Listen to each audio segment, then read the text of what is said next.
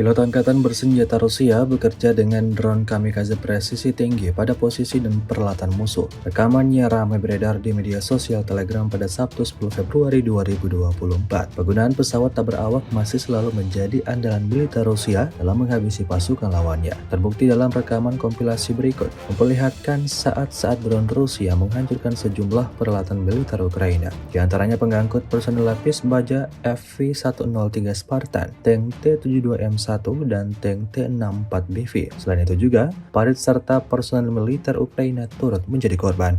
Insiden ini menambah daftar panjang kerugian yang didapatkan angkatan bersenjata Ukraina.